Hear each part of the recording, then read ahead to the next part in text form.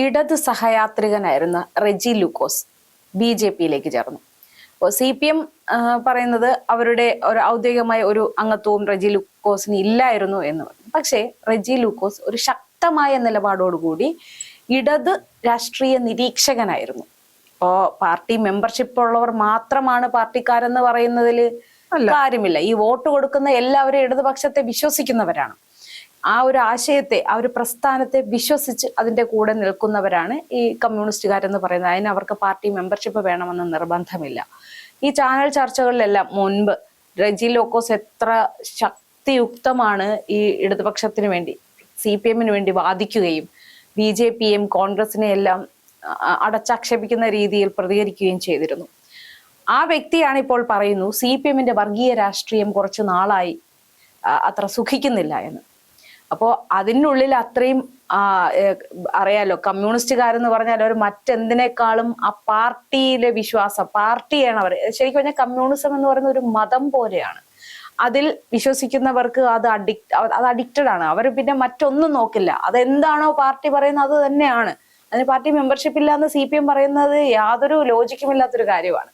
അപ്പോൾ അങ്ങനെ പാർട്ടിക്ക് വേണ്ടി സംസാരിച്ചു കൊണ്ടിരുന്ന റെജി ലൂക്കോസ് പറയുന്നു, BJP-യുടെ വികസന ഭരണത്തെ ഞാൻ നോക്കിക്കാണുകയായിരുന്നു.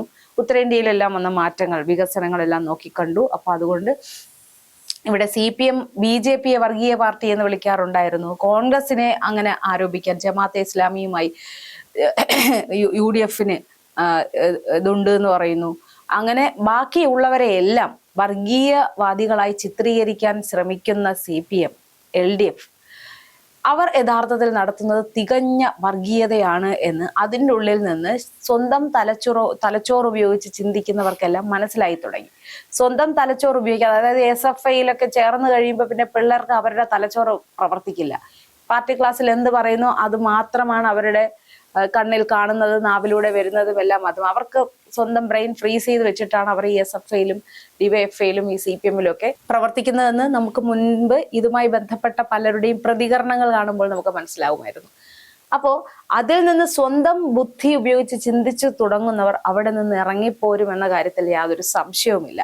അപ്പോൾ ഈ റെജി ലൂക്കോസിന് പാർട്ടിപരമായി യാതൊരു ഇതുമില്ല എങ്കിൽ പോലും അതായത് ഇടതിന്റെ മുഖമായി തന്നെയാണ് ചാനൽ ചർച്ചകളിൽ ഈ റെജി ലൂക്കോസ് നിറഞ്ഞു നിന്നിരുന്നത്. അപ്പോ ആ ഒരു വ്യക്തി CPM-നെതിരെ ഇത്രയും ആരോപണങ്ങൾ ഉന്നയിച്ച് പുറത്തേക്ക് ഇറങ്ങുമ്പോൾ ഇത് CPM-നെ ബാധിക്കുന്നത് ചില്ലറയല്ല അല്ലേ? അതും ഈ തെരഞ്ഞെടുപ്പ് ആസന്നമായിരിക്കുന്ന ഈ സമയത്ത് നല്ല രീതിയിൽ ബാധിക്കില്ല അത്? ചേച്ചി, തീർച്ചയായും ബാധിക്കും എന്നുള്ളതിൽ തർക്കമില്ല. ഞാനിപ്പോ ഓർത്തത്, സാധാരണഗതിയിൽ ഒരു കൊലപാതകം നടന്നു എന്നിരിക്കട്ടെ, അല്ലെങ്കിൽ ഒരു അക്രമം ഉണ്ടായി, ചിലപ്പോൾ അന്ന് വരെ അല്ലെങ്കിൽ ആ അക്രമം ഉണ്ടാവുന്നതിന്റെ തലേ ദിവസം വരെ ചാനൽ ചർച്ചകളിൽ ഇടതു സഹയാത്രികൻ എന്ന ടൈറ്റിൽ വന്നിരിക്കുന്ന വ്യക്തിയായിരിക്കും. പക്ഷെ പാർട്ടി പറയും അംഗത്വമില്ല, പാർട്ടിക്ക് ബന്ധമില്ല, പാർട്ടിക്ക് യാതൊരു അറിവുമില്ല. ഇത് സാധാരണഗതിയിൽ പാർട്ടി എടുക്കുന്ന ഒരു നിലപാടാണ്, പാർട്ടി എടുത്ത് മുന്നോട്ട് പോകുന്ന ഒരു രീതിയാണ്. നമുക്കറിയാം, തെരഞ്ഞെടുപ്പ് വരാനിരിക്കും അല്ലെങ്കിൽ തെരഞ്ഞെടുപ്പ് ഇത്രയും അടുത്തിരിക്കുന്ന സമയത്ത് പാർട്ടിയിൽ നിന്ന് ഇത്തരം കൊഴിഞ്ഞുപോക്കലുകൾ പാർട്ടിയെ നെഗറ്റീവായി ബാധിക്കുമെന്നുള്ള, അതിപ്പോ ഏത് പാർട്ടിയിലായാലും ബാധിക്കും എന്നുള്ളതിൽ യാതൊരു സംശയവുമില്ല. പിന്നെ ഇപ്പൊ പറയുന്ന സരിൻ പോയതുപോലെ സ്ഥാനാർത്ഥിത്വം കിട്ടാത്തത് കൊണ്ടല്ലല്ലോ റെജി ലൂക്കോസ് പോയത്.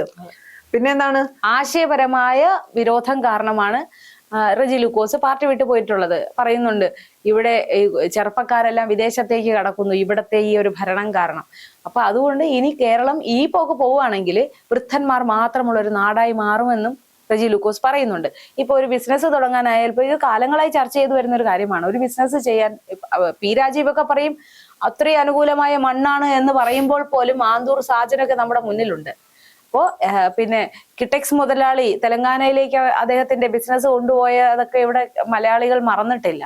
അപ്പൊ ഇവർ എത്രയൊക്കെ ഈ കേരളം വ്യവസായ സൗഹൃദമെന്ന് അവകാശപ്പെട്ടാലും ഇവിടെ ഒരു വ്യവസായം തുടങ്ങുമ്പോൾ എന്തൊക്കെ പ്രശ്നങ്ങളാണ് നേരിടുക എന്ന് നോക്കുകൂലി ഉൾപ്പെടെ, നോക്കുകൂലിയൊന്നും പാടില്ല എന്ന് പറഞ്ഞിട്ടുണ്ടെങ്കിൽ പോലും ഇപ്പോഴും ഇതെല്ലാം ഇവിടെ നിലനിൽക്കുന്നുണ്ട് എന്നും ഈ ഇടതുപക്ഷം ഇതിനെല്ലാം എങ്ങനെയാണ് കൈകാര്യം ചെയ്യുന്നതെന്നും ഈ നാട്ടിലുള്ള എല്ലാവർക്കും അറിയാം. അപ്പൊ റെജി ലൂക്കോസ് പോയത് BJP-യിലോ കോൺഗ്രസിലോ എന്നുള്ളതല്ല, എന്തുകൊണ്ട് പോയി, എന്തൊക്കെ ആരോപണങ്ങളാണ് CPM-നെതിരെ പറയുന്നത്, അതിൽ എത്രത്തോളം വാസ്തവമുണ്ട് എന്ന് പ്രബുദ്ധ കേരളം എന്തായാലും ചർച്ച ചെയ്യുകയും ചെയ്യും.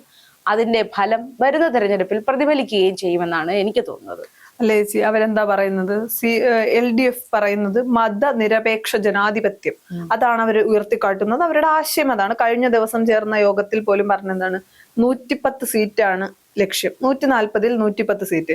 ഞാൻ പറയുന്നത് എന്താ, MV ഗോവിന്ദൻ പറയണമായിരുന്നു 110 സീറ്റ് കിട്ടിയില്ലെങ്കിൽ ഞാനും രാഷ്ട്രീയ വനവാസത്തിന് പോകും എന്നൊക്കെ പറയണമെന്ന്. അങ്ങനൊന്നും പറയല്ലേ, അതൊന്നും അവർക്കൊന്നും പറയാൻ പറ്റില്ല. അല്ല, 110 സീറ്റ് എന്നൊക്കെ പറയുമ്പോ 100 സീറ്റ് എന്ന് പറയുന്ന കോൺഗ്രസിനെ പരിഹസിച്ച് വരണം. 100 സീറ്റോ എന്ന് പറയുന്നിടത്ത് 110 സീറ്റാണ് അവരുടെ ലക്ഷ്യം എന്ന് പറയുന്നുണ്ട്. അപ്പൊ അതിന്റെ അകത്ത് പറയുന്നത് സോഷ്യൽ മീഡിയ കുറച്ചുകൂടി സ്ട്രോങ് ആക്കണം. AKG സെന്ററിൽ ഒരാളുണ്ട്, കഴിഞ്ഞ ദിവസവും PD സതീശൻ പറഞ്ഞതാണ്, എനിക്കെതിരെ 10 കാർഡുകൾ ദിവസവും AKG സെന്ററിൽ നിന്ന് പുറത്തു വിടുന്നുണ്ട്. അപ്പം സോഷ്യൽ മീഡിയ കുറച്ചുകൂടി സ്ട്രോങ് ആക്കണം. അതുപോലെ തന്നെ മതനിരപേക്ഷ ജനാധിപത്യം ഉയർത്തിക്കാട്ടണം. അപ്പൊ പിന്നെ AK ബാലനെ തള്ളിയോ, വെള്ളാപ്പള്ളിയെ തള്ളിയോ? മതനിരപേക്ഷ ജനാധിപത്യം ഉയർത്തിക്കാട്ടുമ്പോ അതൊരു ചോദ്യമാണല്ലോ. വർഗീയത പറയുന്ന മനുഷ്യരെ ഒപ്പം കൂട്ടി, അല്ലെങ്കിൽ വർഗീയത പറയുന്ന ആളുകളെ എല്ലാം തങ്ങൾക്കൊപ്പം കൂട്ടി, ഏത് വിധേനയും എന്താണ് തെറ്റിദ്ധരിപ്പിച്ചിട്ടാണെങ്കിൽ വേണ്ടിയില്ല, ഭൂരിപക്ഷങ്ങളെ തങ്ങൾക്കൊപ്പം നിർത്തുക. വെറും വോട്ട് ബാങ്ക് രാഷ്ട്രീയം കളിക്കുന്ന LDF ആണ് പറയുന്നത് ഇന്നും മതനിരപേക്ഷ ജനാധിപത്യത്തിൽ ഉറച്ചു നിൽക്കുന്ന പാർട്ടിയാണ് തങ്ങളുടെ എന്ന് പറയുന്നുണ്ട്. അതിൻ്റെ അകത്ത് എന്ത് മതനിരപേക്ഷ ജനാധിപത്യമാണ് ഇപ്പൊ പാർട്ടിക്കുള്ളത്? നമുക്കറിയാം ചേച്ചി. സാധാരണഗതിയിൽ എനിക്ക് തോന്നുന്നു CPI പറഞ്ഞെങ്കിൽ കേൾക്കാനെങ്കിലും ഒരു സുഖം ഉണ്ടായിരുന്നു. കാര്യം CPI വെള്ളാപ്പള്ളി ആ നിമിഷം തള്ളിയതാണ്. അല്ലെങ്കിൽ പ്രസ്താവനകളോട് പ്രതികരിക്കുമ്പോൾ വെള്ളാപ്പള്ളി പറഞ്ഞ തെറ്റാണ് എന്ന് പറഞ്ഞ വ്യക്തിയാണ്. AK ബാലന്റെ കാര്യത്തിൽ ഒന്നും പറഞ്ഞിട്ടില്ലെങ്കിൽ കൂടി MV ഗോവിന്ദനോട് AK ബാലന്റെ പറഞ്ഞ കാര്യത്തിൽ എന്താണ് പാർട്ടിയുടെ നിലപാട് പറയാം എന്ന് പറഞ്ഞ് ഒറ്റ വാക്കിൽ മറുപടി പറഞ്ഞു പോയി. എന്തുകൊണ്ട്? അല്ലെങ്കിൽ താത്വികമായ അവലോകനത്തിൽ എന്തുകൊണ്ട് നിന്നില്ല? സാധാരണഗതിയിൽ അങ്ങനെയല്ലല്ലോ. എന്താണ്, സഭയിൽ എന്തെങ്കിലും ചോദിച്ചാൽ നോക്കട്ടെ എന്ന് നമ്മൾ പറയില്ലേ, അതിനെ കുറച്ചുകൂടി എന്താണ് അന്വേഷിച്ചു വരുന്നു, പരിശോധിച്ചു വരുന്നു, കണ്ടെത്തിക്കൊണ്ടിരിക്കുന്നു. അല്ല, കഴിഞ്ഞ 10 വർഷമായിട്ടും പല കാര്യങ്ങളും കണ്ടെത്തി കഴിയാത്ത ഒരു സർക്കാർ കൂടിയാണ് എന്താണ് LDF സർക്കാർ എന്ന് പറയേണ്ടി വരും. 110 സീറ്റ്, റെജി ലൂക്കോസ് അടക്കമുള്ളവർ എന്താണ് മനസ്സിലായി, പലർക്കും തിരിച്ചറിവുണ്ടായി. ഇനി പാർട്ടി ഈ ലെവലിൽ പോയാൽ മുന്നോട്ട് പോകില്ല എന്ന തിരിച്ചറിവിന്റെ പേരിൽ പാർട്ടി വിടുന്നു. അല്ല, സാധാരണ ഒരു നേതാവ് ഒരു പാർട്ടിയിൽ നിന്നും മറ്റൊരു പാർട്ടിയിലേക്ക് ചേക്കേറുമ്പോൾ പൊതുവെ ചർച്ച ചെയ്യുന്ന ഒരു കാര്യമുണ്ട്, അയാളോടൊപ്പം എത്ര അണികൾ മറ്റൊരു പാർട്ടിയിലേക്ക് പോയി എന്നത്. അതിനെ അടിസ്ഥാനപ്പെടുത്തിയായിരിക്കും ഒരാള് പാർട്ടി മാറുന്നതിനെ വിലയിരുത്തുന്നത്. പക്ഷെ ഇതിലിപ്പോ റെജി ലൂക്കോസ് അങ്ങോട്ട് പോകുമ്പോൾ റെജി ലൂക്കോസിനോടൊപ്പം പുറകെ പോകാൻ വേണ്ടിയിട്ട് അയാൾ ഒരു നേതാവല്ല, അയാൾക്ക് അണികളില്ല, അതെല്ലാം ശരി തന്നെയാണ്. പക്ഷെ അയാൾ പറഞ്ഞു വെക്കുന്ന കാര്യം അത് ഈ സമൂഹം വളരെ ഗഹനമായി തന്നെ ചർച്ച ചെയ്യേണ്ട ഒരു വിഷയമാണ്. എന്തൊക്കെയാണ് റെജി ലൂക്കോസ് പറയുന്നത്? അദ്ദേഹം പാർട്ടി വിടാൻ, ഇനി അദ്ദേഹത്തിന് വ്യക്തിപരമായി മറ്റെന്തെങ്കിലും ലക്ഷ്യങ്ങളുണ്ടോ എന്നത് പിന്നത്തെ കാര്യം. പക്ഷേ CPM-നെതിരെ ആരോപിച്ച ആ വസ്തുതകളെല്ലാം തന്നെ പരമമായ സത്യമാണ് എന്ന് മലയാളികൾ തിരിച്ചറിയുന്നുണ്ട്. അത് സത്യം തന്നെയാണ്. ഏറ്റവും അധികം വർഗീയത പറയുന്ന ഒരു പാർട്ടിയായി CPM മാറി എന്നുള്ളത്, അതായത് കാര്യനേട്ടങ്ങൾക്ക് വേണ്ടിയിട്ട് ആരെയും ചേർത്ത് പിടിക്കും, ആരുടെ കയ്യിൽ നിന്നും ഫണ്ട് ശേഖരിക്കും, അങ്ങനെയുള്ള ഒരു രീതി CPM-ൻ്റെതാണ്. മുന്നേ അങ്ങനെയാണ്, പക്ഷെ അതാരും പ്രകടമായിരുന്നില്ല. അതിനൊക്കെ ഒരു ഒളിയും മറയൊക്കെ ഉണ്ടായിരുന്നു. പക്ഷെ ഇപ്പൊ ഒളിയും മറയും ആരെയും നോക്കേണ്ട കാര്യമില്ല. അവർ പരസ്യമായി തന്നെ വർഗീയത പറയുന്നു. വർഗീയത പറയുന്നവരെ മുഖ്യമന്ത്രി തന്നെ കാറിൽ കയറ്റി കൊണ്ടുപോകുന്നു. അടുത്ത് അതിലുള്ള വളരെ സീനിയറായ ഒരു നേതാവ് AK ബാലൻ തന്നെ കഴിഞ്ഞ ദിവസം പറഞ്ഞ ആ ഒരു വർഗീയ പ്രസ്താവന എന്നൊക്കെ പറയുമ്പോൾ CPM എത്രത്തോളം അധപ്പതിച്ചു എന്ന് CPM-കാർ തന്നെ ഒന്ന് ചിന്തിക്കേണ്ടതാണ് എന്നാണ് ഈ റെജി ലൂക്കോസിന്റെ ഈ ഒരു പാർട്ടി മാറ്റത്തിലൂടെ മനസ്സിലാക്കാൻ. അല്ല ചേച്ചി, AK ബാലൻ കഴിഞ്ഞ ദിവസം പറഞ്ഞത് എന്താണ്? UDF അധികാരത്തിൽ വന്നാൽ ആഭ്യന്തരം ജമാഅത്തെ ഇസ്ലാമിക്ക്. ഇന്ന് എളമരം കരീം പറഞ്ഞിട്ടുണ്ട്, എന്താണ്, തീവ്രവാദികളെ ഒപ്പം കൂട്ടി. ജമാഅത്തെ ഇസ്ലാമി എന്ന് പറയുന്നത് മത തീവ്രവാദ സംഘടനയാണ്. തീവ്രവാദികളെ ഒപ്പം കൂട്ടി അധികാരത്തിൽ വരാനാണ് UDF നോക്കുന്നത്. അപ്പൊ ഇന്നലെ പറഞ്ഞത് AK ബാലന്റെ കയ്യിൽ നിന്ന് വന്നത് ഞാൻ പറഞ്ഞു, നാവുപിഴ ആണെങ്കിൽ പോലും കേരളത്തിൽ അംഗീകരിക്കാൻ പറ്റില്ല. ഇന്ന് എളമരം കരീം ഇത് പറയുന്നു. അപ്പൊ ഇതിന്റെ അകത്ത് എന്ത് നിലപാടാണ് ഇനി പാർട്ടി എടുക്കുക? ഇനി മറ്റൊരു ചോദ്യം ഉണ്ടല്ലോ, ഈ തീവ്രവാദികളൊപ്പം കൂട്ടി UDF അധികാരത്തിലേക്ക് എത്താൻ പോകുന്നു, അല്ലെങ്കിൽ അധികാരത്തിൽ എത്താൻ ശ്രമിക്കുന്നു എന്ന് പറയുമ്പോൾ ഇവർക്കൊപ്പം ആയിരുന്നില്ലേ 4 പതിറ്റാണ്ട് കാലം ജമാഅത്ത് ഇസ്ലാമി? അപ്പൊ ഇവർ തീവ്രവാദികളൊപ്പം കൂട്ടിയാണ് തീവ്രവാദമില്ലായിരുന്നു, ഇപ്പൊ തുടങ്ങിയതാ തീവ്രവാദം എന്നാണ് CPM പറഞ്ഞു വെക്കുന്നത്. 2009 ലോക്സഭാ തെരഞ്ഞെടുപ്പിൽ 18 മണ്ഡലങ്ങളിൽ ജമാഅത്തെ ഇസ്ലാം പിന്തുണച്ചത് LDF-നെയാണ്. അത് കഴിഞ്ഞ് 2011 124 മണ്ഡലങ്ങളിൽ ജമാഅത്തെ ഇസ്ലാമി പിന്തുണച്ചത് LDF-നാണ്. അന്ന് ഇത് തീവ്രവാദ സംഘടന ആയിരുന്നില്ലേ? അന്ന് മത തീവ്രവാദം ഇല്ലായിരുന്നു. അല്ല, അതൊക്കെ ഇവർ മറന്നുപോയോ? മുഖ്യമന്ത്രിയോട് ചോദിച്ചപ്പോ മുഖ്യമന്ത്രി പറഞ്ഞത് ഞങ്ങൾ ഒരിക്കലും എന്താണ് ഞങ്ങൾ ഒരു തവണയും പിന്തുണച്ചിട്ടില്ല എന്നാണ്. എന്താണ് എല്ലാ പക്ഷെ ഈ മുഖ്യമന്ത്രി ഒരു പൊതുസമ്മേളനത്തിൽ തന്നെ പറയുകയുണ്ടായി ഇവർക്ക് നന്ദി പ്രകാശിക്കുന്ന കാര്യം പറഞ്ഞിട്ടുണ്ടായിരുന്നു. പക്ഷെ മുഖ്യമന്ത്രി അത് മറന്നുപോയി. അത് പലപ്പോഴും പല കാര്യങ്ങൾ ഇവരിങ്ങനെ മാറ്റി പറയുന്നത് സ്വാഭാവികമാണ്.